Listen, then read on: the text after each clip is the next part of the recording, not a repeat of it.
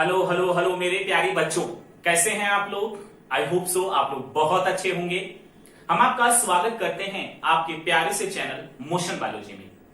और बच्चों बताइए आपकी पढ़ाई कैसी चल रही है। आई होप सो आप लोग बहुत अच्छे तरीके से पढ़ रहे होंगे, अपना नोट्स कंप्लीट कर रहे होंगे। जल्द ही आपको इस चैप्टर का नोट्स टेलीग्राम चैनल पर मिल जाएगा। हम जल्द ही अपलोड करने वाले हैं, आप लोगों को चिंता करने की आवश्यकता नहीं है। साथ में जो स्टूडेंट मेरे साथ नोट्स बनाना चाह रहे हैं वो मेरे साथ बनाते चले, नहीं तो टेलीग्राम चैनल पर आपको नोट्स बहुत जल्द प्रोवाइड कर दिया जाएगा। हम कोशिश कर रहे हैं कि इस पूरी यूनिट का नोट्स हम वहां पर दे दें, ताकि आपको जब धीरे धीरे हम पढ़ाते रहेंगे तो आराम से आप जो है अपने नोट्स को वहां से भी और यहां से कुछ मिला के कंप्लीट कर लीजिएगा। किताबें सबके पास होनी चाहिए, सबसे पहले क्लियर कर देना चाहते हैं। आप अपने नजदीकी स्टोर पर जाकर जो है अपने बुक को परचेस कर लीजिए और एनसीईआरटी खरीदिएगा। ठीक है, एनसीईआरटी खरीदिएगा। बाद में किसी बुक की जरूरत पड़ेगी तो हम आपको एक स्पेशल वीडियो बना देंगे, जिसमें हम आपको कह सकते हैं कि आप इस बुक को पढ़ सकते हैं, लेकिन उस बुक को तभी परचेस करिएगा जब आप जो है एनसीईआरटी को बड़े ढंग से पढ़ ले रहे हैं। क्योंकि बायोलॉजी में सबसे बहुत ज्यादा इंपॉर्टेंट स्टूडेंट है, आपको एनसीईआरटी ढंग से आनी चाहिए, उसके बाद आप किसी बुक पर जंप करेंगे।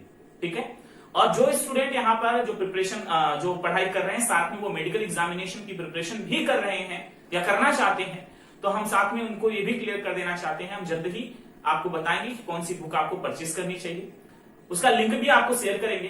साथ में जो भी स्टूडेंट अभी नए जुड़ रहे हैं उनको बता दें कि हम 4 चैप्टर फिनिश कर चुके हैं। 5वें चैप्टर जो है उसका भी कुछ 4 या 5वां लेक्चर होगा ये, जिसमें आप अगर नए हैं तो आप पहले वीडियो को कंटिन्यू करके देखें। हाँ, ये भी क्लियर कर दें कि पहला चैप्टर का जो वीडियो है आपको थोड़ा सा उसमें लाइटिंग सही नहीं थी, थोड़ा सा जो है कॉन्फिडेंस तरीके से यहाँ कर सकते हैं कि फर्स्ट टाइम यूट्यूब पर आने के बाद जो अजीब सा फील हो रहा था, तो वो वहां पर थोड़ा सा लगेगा। लेकिन कंटेंट आपको पूरा दिया गया है, चाहे आप मेडिकल स्टूडेंट क्यों ना हो, मेडिकल स्टूडेंट मतलब मेडिकल की प्रिपरेशन क्यों ना कर रहे हो, आपको वहां पर जितने भी कंटेंट दिए गए हैं सब कुछ सफिशिएंट है। क्योंकि मेडिकल एग्जामिनेशन में 90 क्वेश्चन आते हैं और 90 क्वेश्चन में से लगभग 80 क्वेश्चन आपके एनसीईआरटी से होते हैं, और हमने एनसीईआरटी तो कवर किया है, साथ में आउट ऑफ एनसीईआरटी भी गए हैं। तो चलिए बच्चों, बिना देरी किए हुए, बिना बकवास किए हुए आज की क्लास स्टार्ट करते हैं, है ना। और आज की क्लास में हम बहुत ही इंटरेस्टिंग और बहुत इंपॉर्टेंट टॉपिक को डिस्कस करेंगे। लेकिन साथ में हम क्लियर कर देना चाहते हैं कि आप जो है अपने नोट्स कॉपी और अपने पेन को लेकर बैठिए साथ में, क्योंकि आज की क्लास बहुत बहुत इंपॉर्टेंट है।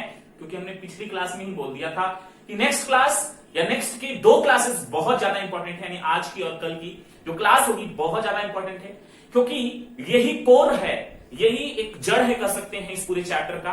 अगर आपको ये जो हम पढ़ाने जा रहे हैं अगर ये नहीं समझ में आया ना, तो आगे के 3 चैप्टर नहीं समझ में आएंगे। प्लीज, अगर आपको ये वीडियो नहीं समझ में आएगा तो आप इसको 2 बार, 3 बार, 5 बार और 10 बार देखिएगा, जब तक याद ना हो जाए तब तक देखिएगा। प्लीज, आपसे रिक्वेस्ट कर रहे हैं, आपको कोई और काम है नहीं तो आप ये काम कर सकते हैं। वैसे मेरे एक बार के पढ़ाने से ही आपको आ जाएगा, कंसंट्रेट हो जाइए, ध्यान से देखिए। लेकिन उससे पहले हम क्लियर कर देना चाहते हैं, इस समय जो है आपका लाइव क्लासेस नहीं हो पा रहा है, बिकॉज कुछ टेक्निकल प्रॉब्लम है, अपलोड ही नहीं हो पा रहा है। हम बड़ी कोशिश कर रहे हैं, शायद सर्वर की प्रॉब्लम हो या कोई भी अन्य प्रॉब्लम हो सकती है, शायद 2-4-10 दिन में फिक्स हो जाए वो प्रॉब्लम, तो फिर से आपको लाइव क्लासेस मिलने लगेगी। लेकिन अभी प्रॉब्लम चल रही है, इसकी वजह से जो है लाइव क्लासेस नहीं हो पा रही हैं। तब के लिए आप लोगों को इस तरीके से अपलोडेड वीडियो मिलेगा शाम के 5 बजे, आपको राइट 5 बजे आपके यहाँ नोटिफिकेशन पहुंच जाएगा, जिससे आप अपने वीडियो को देखकर अपने नोट्स को कंप्लीट कर सकते हैं। तो चलिए स्टार्ट करें बिना देरी किए हुए। आज की पहली हेडिंग है स्टूडेंट जीन। हेडिंग क्या है आपकी? जीन। चलिए नोट्स कॉपी में आप लोग बना लिए होंगे। ये जीन होता क्या है? ठीक है, तो ये कई बार 1 नंबर का आपके बोर्ड एग्जाम और साथ में यहां से 2-3 क्वेश्चन बनते हैं आपके कंपटीशन एग्जाम के, हम उसको क्लेरिफाई कर देते हैं, आपको चिंता करने की कोई आवश्यकता नहीं है। देखिए, जीन किसी भी जीव में, ध्यान सुनिएगा, किसी भी जीव में पाए जाने वाले प्रत्येक लक्षण के लिए एक जीन होता है। ठीक है, किसी भी, इसको हम नोट कर लेते हैं, आप भी नोट कर लीजिए। किसी भी जीव में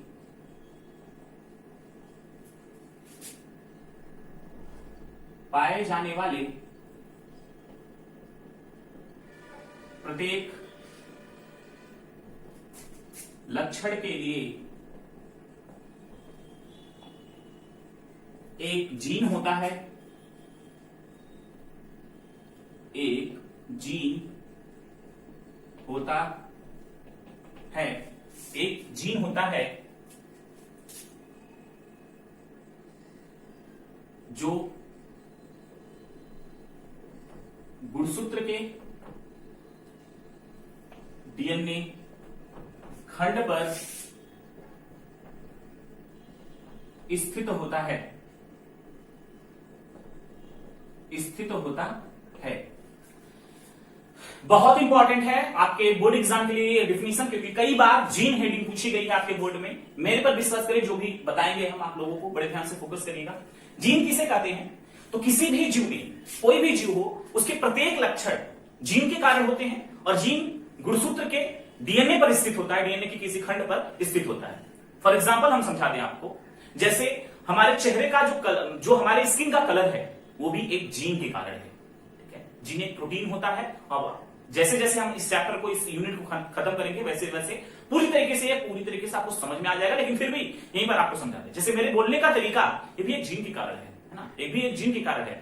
हमारे आईज में जो कलर है, जैसे कुछ लोगों का ब्लैक होता है, कुछ लोगों का जो ब्राउन होता है ना, तो इस तरीके से अगर हमारे आईज का जो कलर है, वो भी एक जीन के कारण है। हमारे चेहरे का जो शेप है, वो भी एक जीन के कारण है। हमारे बालों का जो संरचना है, जो शेप है, वो भी एक जीन के कारण है। यानी प्रत्येक चीज जो हम करते हैं, चाहे बोलते हैं, चाहे चलते हैं, चाहे जो भी कुछ हो, हमें उसके लिए, यानी प्रत्येक लक्षण के लिए एक जीन होता है। आई थिंक आप लोगों को समझ में आ गया होगा। यानी किसी भी जीव के प्रत्येक लक्षण के लिए एक जीन होता है। ठीक है, इतना तो क्लियर हो गया ना आप लोगों को। चलिए, अब हम बात करते हैं सबसे इंपॉर्टेंट फैक्टर की। यहां पर जो आपके कंपटीशन एग्जाम में पूछा जाता है, जीन शब्द का प्रयोग जो है, सबसे पहले जोहानसन नाम के वैज्ञानिक ने किया था।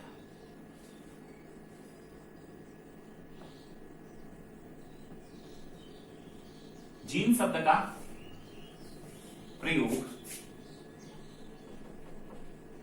सर्वप्रथम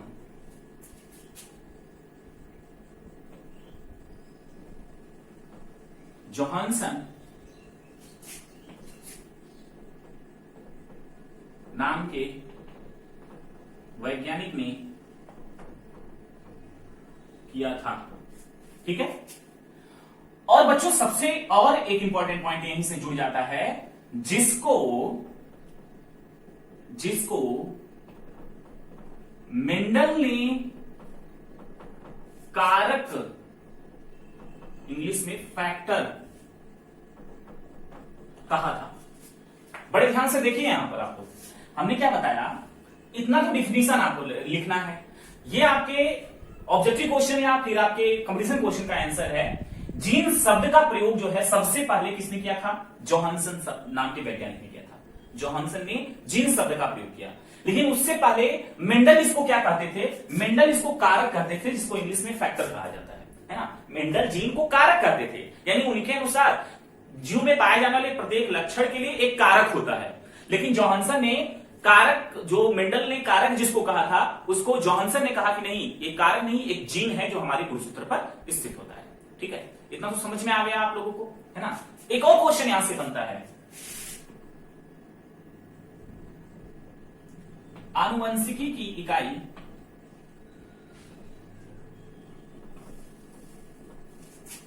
जीन है। तो ये 2-3 पॉइंट जो है बहुत ज्यादा इंपॉर्टेंट है, जो कि आप इस टॉपिक से सीखे हैं। किसी भी लक्षण के लिए क्या होता है, कोई भी जीव के, मतलब कोई भी जीव हो, उसके चाहे वो प्लांट हो चाहे एनिमल्स हो, उसके अंदर पाए जाने वाले प्रत्येक लक्षण के लिए एक जीन होता है ना, जो कि गुणसूत्र के डीएनए खंड पर स्थित होता है। इतना तो जीन का डेफिनेशन था। जीन शब्द का प्रयोग सबसे पहले जोहानसन नाम के वैज्ञानिक ने किया था, जिसको मेंडल ने कारक कहा था, है ना। और जीन जो होता है वो आनुवंशिक, यानी आनुवंशिकी विज्ञान की क्या होती है, इकाई होती है। यानी आनुवंशिकी की इकाई पूछा जाता है कौन है, तो जीन है। ये पॉइंट अपने आप में बहुत ज्यादा इंपॉर्टेंट हो जाता है। इतना समझ में आ गया आप लोगों को? आई थिंक समझ में आ गया होगा। इसको इरेज करते हैं हम, है ना, अगली वीडियो की तरफ मूव ऑन करते हैं।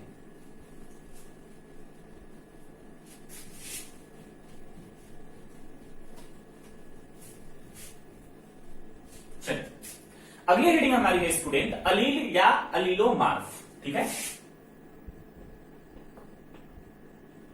अलील या अलीलोमार्फ। मार्फ।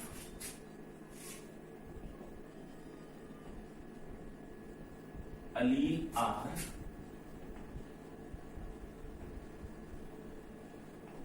अलीलो मार्फ। ठीक है स्टूडेंट, ठीक। अलील या अलीलो मार्फ क्या होता है, चलिए इसको अब समझते हैं। कोई भी जीन, किसी भी जीन का वैकल्पिक रूप को हम अलील या अलीलो मार्फ करते हैं। एकदम एक लाइन का आंसर है। हमने क्या बोला, किसी भी जीन के वैकल्पिक रूप को अलील या अलीलो मार्फ कहते हैं। अब ये कौन सा नाम आ गया, चलिए हम थोड़े से आपको पिछले क्लास में ले चलते हैं। पिछले क्लास में आपने एक चार्ट बनाया था, जिसमें चार्ट में हमने देखा था मेंडल के 7 लक्षण तथा 7 उसके विपर्यासी लक्षण। तो वही वैकल्पिक रूप है, जो उसका विपर्यासी लक्षण है वही उसका वैकल्पिक रूप है, और उसके जीन को हम अलील कहेंगे। मतलब समझिए। फॉर एग्जाम्पल हम एक एग्जाम्पल ले लेते हैं, जैसे लंबा पौधा, लंबा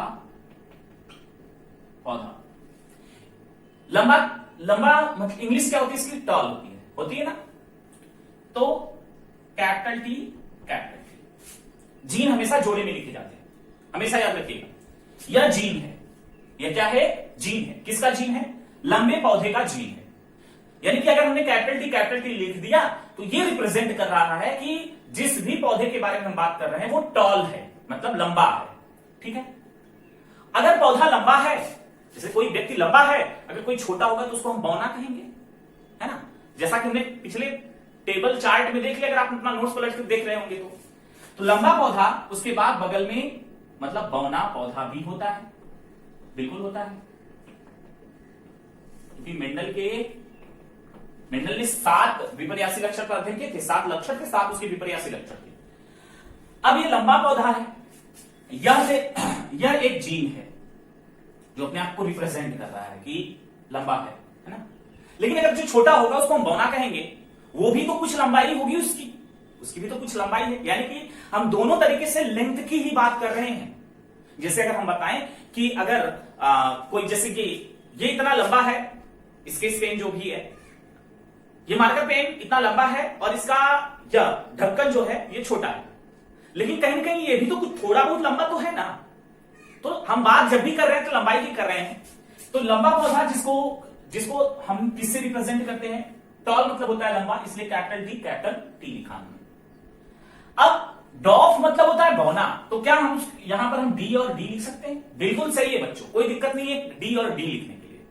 लेकिन यहीं पर हम क्लियर कर दे स्टूडेंट, मेंडल ने यह कहा कि हमको पढ़ने में आसानी हो, क्रॉस करने में आसानी हो, इसलिए हम जो भी लक्षण हमको दिखाई देगा, जो भी जीन होगा, उसके वैकल्पिक रूप को उसी के स्मॉल लेटर से लिखेंगे। फिर से समझ लीजिए हमने क्या बताया, मेंडल ने क्या कहा कि आप ये लिख सकते हैं, कोई दिक्कत नहीं है। लेकिन मेंडल ने कहा कि अगर हम किसी भी जीन को लिखते हैं तो उसके वैकल्पिक रूप को, यानी उसके वैकल्पिक जीन को हम उसी जीन के स्मॉल लेटर से लिखेंगे। मतलब यहां पर हम कैपिटल टी नहीं लिखकर क्या लिखेंगे, स्मॉल टी। डॉट मतलब बौना होता है, लेकिन ये स्मॉल टी है, तो स्मॉल है, इसका मतलब कहीं ना कहीं उसका वैकल्पिक रूप है बच्चों। तो कैपिटल टी जीन था, और उसका वैकल्पिक रूप क्या है, ये क्या है बच्चों, ये इसका अलील है। ये इसका क्या है, अलील है। कोई दिक्कत यहां तक किसी को बताइए, कोई दिक्कत है किसी को? बड़े ध्यान से इसको नोट कर लीजिए आप लोग, है ना, इसको नोट कर लीजिए आप लोग। ठीक, अलील या अलीलो मार्फ में आप लोगों ने क्या देखा कि किसी भी जीन के वैकल्पिक रूप को हम अलील या अलीलो मार्फ कहते हैं। ठीक है, अलील या अलीलो मार्फ कहते हैं। और जैसे में हमने उदाहरण बताया कि अगर ये कैपिटल टी का जीन है, तो इसका वैकल्पिक रूप कौन है? जैसे लंबा पौधा है तो इसका वैकल्पिक रूप कौन है? बौना पौधा, जिसको हम स्मॉल टी से रिप्रेजेंट करते हैं। क्यों करते हैं? क्योंकि मेंडल ने कहा आसानी होगी हमारे पढ़ने में, हमारे क्रॉस कराने में, इसलिए हम इसको स्मॉल टी लिख सकते हैं। आप कैपिटल डी भी लिख सकते हैं डॉर्फ के लिए, लेकिन आप ये लिखेंगे ताकि आपको आगे बहुत आसानी होगी, अभी समझाएंगे हम आपको। तो ये जीन है और इसका वैकल्पिक रूप कौन है? अलील है। मतलब जो भी है वो उसका अलील है। समझ गए? यही लिखा हमने, किसी भी जीन के वैकल्पिक रूप को हम अलील या अलीलोमार्फ कहते हैं। आई होप सो आप लोगों को ये समझ में आ गया होगा। बहुत आसान था, बहुत आसानी से समझाया था, है ना। अब इतना आसान बच्चों अब नहीं, आप पूरे यूट्यूब चैनल पे घूम लीजिए, आपको नहीं समझाया जा सकता है, तो आराम से समझ लीजिए आप लोग, कोई दिक्कत नहीं होगी। चलिए यहां पर देखते हैं, फोकस करते हैं और हम इसको इरेज कर देते हैं, रीडिंग की तरफ मूव ऑन करते हैं। अलील या अलीलोमार्फ हो गया। अब हम बात करेंगे हम बच्चों यहां पर समयुग्मजी तथा विषमयुग्मजी का। ठीक है स्टूडेंट, समयुग्मजी तथा विषमयुग्मजी का।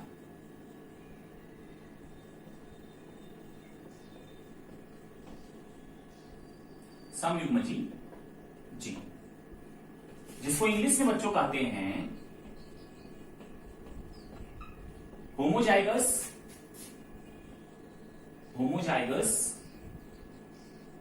जी। ठीक है, होमोजाइगस। समयुग्मजी क्या होता है? आप देखिए ध्यान से, एक लाइन का इसका भी आंसर पहले लिख लेते हैं।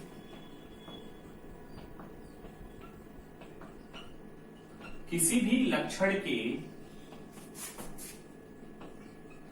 जोड़े के जीन जब समान होते हैं तो उसे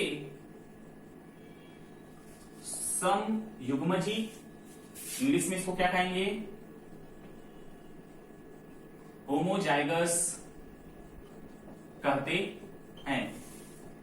जैसे capital T, small T, capital R, small R, है ना। बड़े ध्यान से देख लीजिए आप लोग इसको। क्या हमने लिखा है? किसी भी लक्षण के जोड़े के जीन जब समान होते हैं तो उसे हम समयुग्मजी यानी होमोजाइगस कहते हैं। जैसे फॉर एग्जांपल ये जोड़े में है, जीन हमेशा जोड़े में होते हैं, तो कैपिटल टी, स्मॉल टी ये भी जोड़े में है, कैपिटल आर, स्मॉल आर, तो ये सब जोड़े में है लेकिन दोनों समान है, दोनों कैपिटल है, दोनों स्मॉल है, दोनों कैपिटल, दोनों स्मॉल है कि नहीं है? आप लोग इतना समझ में आ गया होगा, है ना। तो इसको हम समयुग्मजी कहेंगे। अब बात करते हैं विषमयुग्मजी की। यहीं पर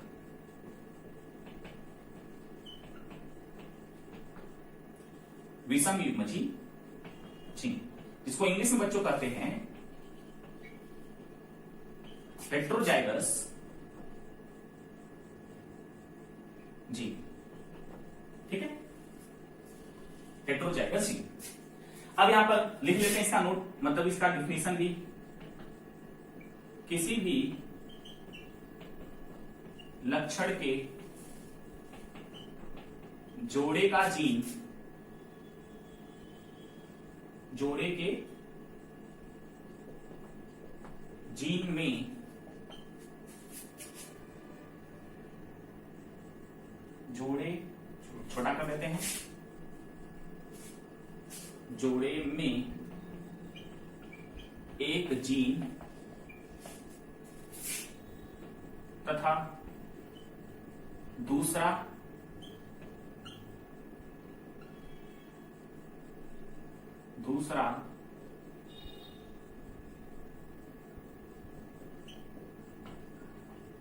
वैकल्पिक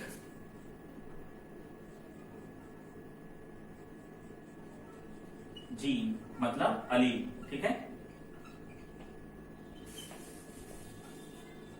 अलील उपस्थित हो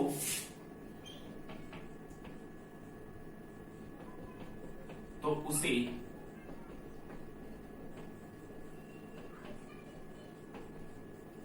विषमयुग्मजी कहते हैं। जैसे में एग्जांपल दे देते हैं, जैसे capital T small T, capital T small T, capital R small R. ध्यान से फोकस कर लीजिए, जो भी डिफिनेशन लिखा आप लोग नोट कर लीजिए, बड़े ध्यान से समझ लीजिए। किसी भी लक्षण के जोड़े के जीन अगर समान हो तो उसे हम समयुग्मजी कहते हैं, यानी होमोजाइगस कहते हैं। कैसे कहते हैं? जैसे में कैपिटल टी जोड़े के जीन दोनों समान है, स्मॉल टी दोनों समान है, कैपिटल आर दोनों समान है, स्मॉल आर दोनों समान है, तो इसको हम समयुग्मजी कहें।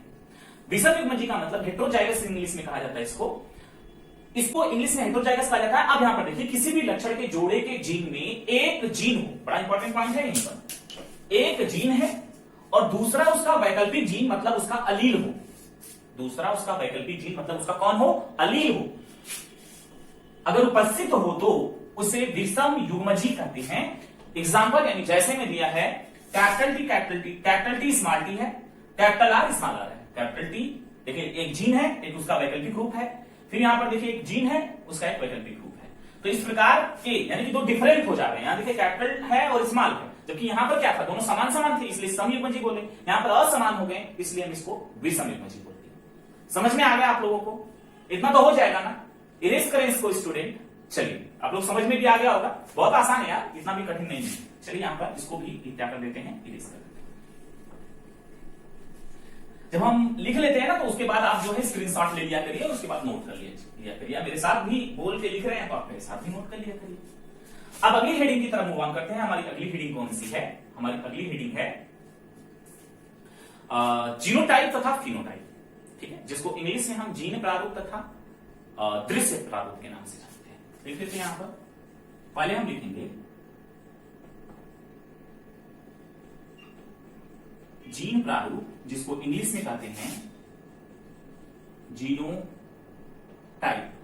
बच्चों जो भी इंग्लिश हम लिख रहे हैं, आप बड़े ध्यान से फोकस करके आप इंग्लिश जरूर लिखिएगा, क्योंकि कई बार जीनोटाइप को हिंदी में लिखकर आपसे एग्जामिनर क्वेश्चन पूछ सकता है। तब के लिए दोनों इसलिए लिख रहे हैं ताकि आपको कोई कंफ्यूजन ना हो, ठीक है। तो जीनोटाइप जिसको हिंदी में लिख के पूछ सकता है, इसको हिंदी में ऑलरेडी कहते हैं जीन प्रारूप और इंग्लिश में इसको कहते हैं जीनोटाइप, ठीक है। अब ध्यान से देखिए, किसी भी लक्षण के लिए, है ना, किसी भी लक्षण के लिए उत्तरदायी जीन को जीनोटाइप कहते हैं। अभी समझ में आ जाएगा हम क्या समझाना चाहते हैं। देखिए ध्यान से, किसी भी लक्षण के लिए उत्तरदायी जीन को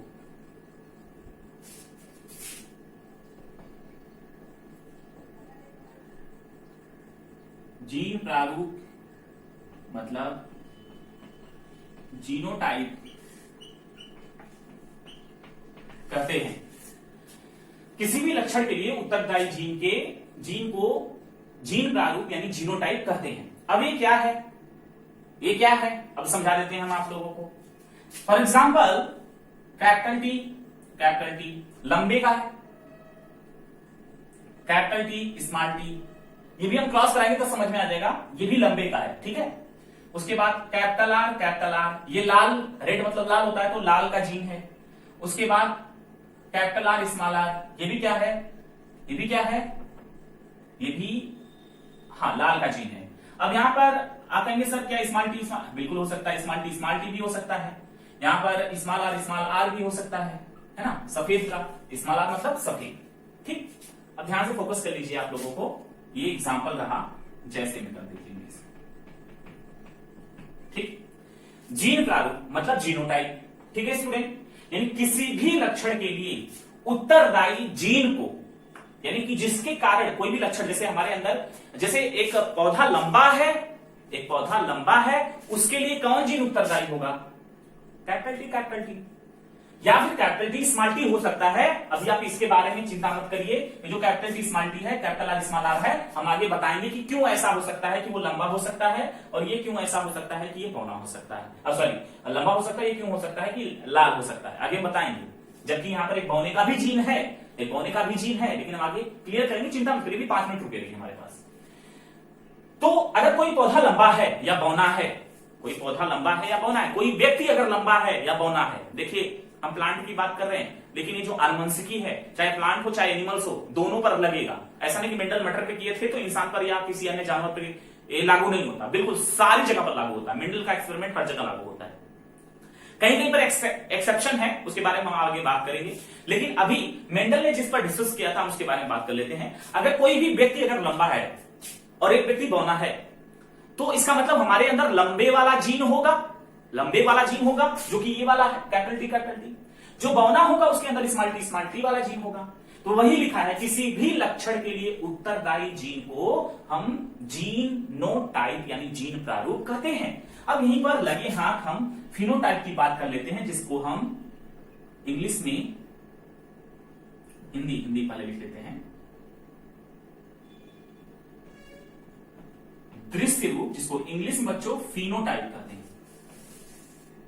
ये भी अगेन हिंदी में फिनोटाइप लिख के एग्जामिनर आपसे क्वेश्चन पूछ सकता है। दृश्य रूप। अब ध्यान से देखिएगा, जो लक्षण हमें बाहर से दिखाई दे उसे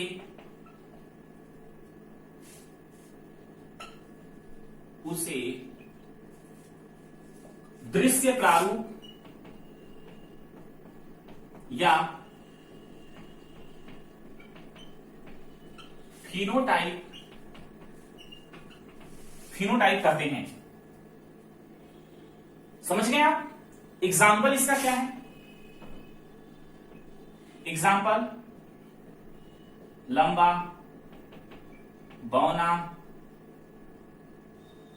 बौना, लाल, सफेद और भी बहुत सारे ईटीसी। यहां पर भी ईटीसी लगा सकते हैं क्योंकि जीन बहुत सारे हैं। ठीक बच्चों, बड़े ध्यान से देख लीजिए। आपको दृश्य प्रारूप यानी फिनोटाइप क्या होता है? जो लक्षण हमें बाहर से दिखाई दे, यानी जो लक्षण हमको बाहर से दिखाई दे उसे हम दृश्य प्रारूप या फिनोटाइप कहते हैं। ठीक है, उसे हम दृश्य प्रारूप या फिनोटाइप कहते हैं। जैसे में लंबा, बौना, लाल, सफेद। ठीक है, जैसे अगर हम आपको बाहर से दिखाई दे रहे हैं, बाहर से जो दिखाई दे रहे हैं, इसका देखिए इन दोनों हेडिंग का अगर एक लाइन में आंसर लिखना हो तो इस प्रकार से हो सकता है कि जो लक्षण हमको बाहर से दिखाई देता है उसको हम फिनोटाइप कहते हैं और उसके लिए उत्तरदायी जीन को जीनोटाइप कहते हैं। अगर दोनों हेडिंग को एक साथ कंबाइंड में करके लिखना है, एकदम शॉर्टकट बता देते हैं हम आप लोगों को। क्या? जो लक्षण हमको बाहर से दिखाई देता है उसको हम फिनोटाइप कहते हैं, यानी दृश्य प्रारूप। दृश्य मतलब दिखाई देता है, और उसके लिए उत्तरदायी जीन को जीनोटाइप कहेंगे। आसान है ना? बहुत आसान है, बहुत आसान है, एकदम सिंपल है। कोई दिक्कत है किसी को? कोई भी दिक्कत नहीं होनी चाहिए, किसी को भी 1% की दिक्कत नहीं होनी चाहिए। मतलब फिर से यहां समझा देते हैं आप लोगों को। जैसे बच्चों हमने क्या कहा कि अगर हम आपके सामने हम आपको दिखाई दे रहे हैं, लंबे हम अगर दिखाई दे रहे हैं, इसका मतलब ये फिनोटाइप है। अगर आप अपनी आंखों से किसी भी चीज को देख पा रहे हैं, जैसे कोई प्लांट हरे रंग का है तो उसका फिनोटाइप है, वो उसका फिनोटाइप है।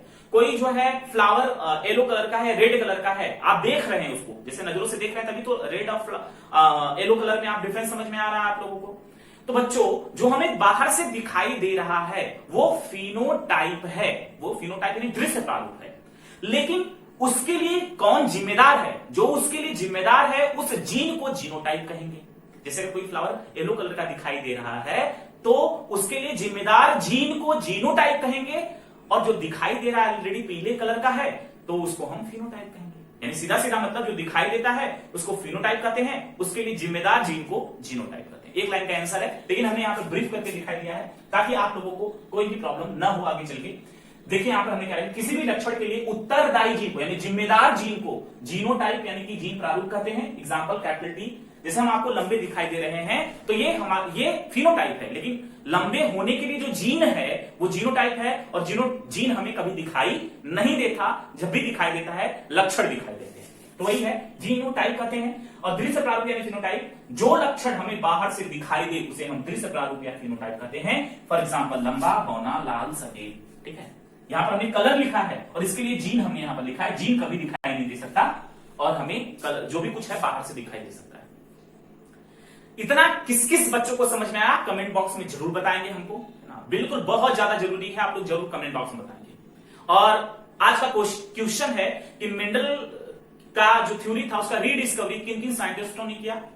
दूसरा क्वेश्चन है मेंडल ने किस सन से किस सन तक अपना एक्सपेरिमेंट किया था, है ना, वो आप सन लिखेंगे आप लोग, और उनकी रीडिस्कवरी का भी सन लिखेंगे और किन किन साइंटिस्टों ने किया था।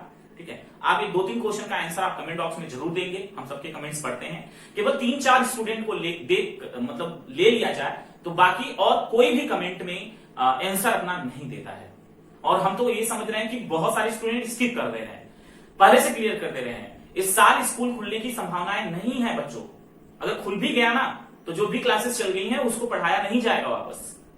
तो प्लीज आप पूरे लेक्चर को देखा करिए, नोट्स कंप्लीट कर लीजिए, है ना। आप ज्यादा उम्मीद लगाकर मत बैठिए, घर पे बैठ के क्या कर रहे हैं यार, पढ़ाई कर लीजिए आराम से।